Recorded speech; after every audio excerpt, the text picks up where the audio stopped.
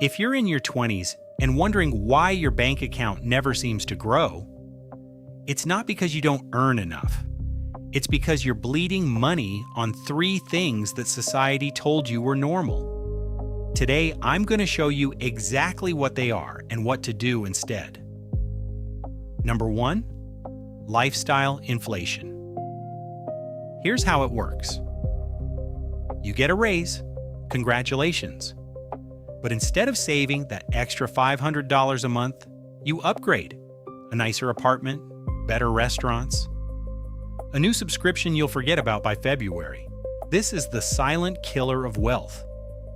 The problem isn't spending. The problem is that your spending grows at the exact same rate as your income. You're running faster on the same treadmill. The fix? Lock your lifestyle. Decide right now what enough looks like. Every dollar above that line goes straight into assets, not upgrades. Number 2, buying a house too early. I know, this one sounds controversial. We've been told our entire lives that owning a home is the American dream. But here's what nobody tells you in your 20s. A mortgage, property taxes, insurance, maintenance, that's not building wealth. That's paying to maintain a liability. The house you live in doesn't put money in your pocket, it takes money out. Now here's the alternative. What if instead of buying a $300,000 house to live in, you bought a smaller rental property? One that generates passive income every single month. You live modestly now, but in 5 years, you own an asset that pays you instead of one that charges you.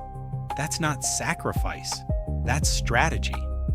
Number 3, and this is the one that hurts the most, the car. In America, your car is your identity. Or at least, that's what the financing companies want you to believe. The average car payment in the US right now is over $700 a month. That's $8,400 a year. On something that loses value the second you drive it off the lot. Let me put that in perspective. If you took that same $700 and invested it every month at an average market return, in 10 years you'd have over $120,000. Instead, you have a 5-year-old car worth maybe $12,000. Rich people don't drive expensive cars to impress strangers. They invest the difference and let compound interest do the work. Here's the truth nobody wants to hear. Wealth isn't built by earning more.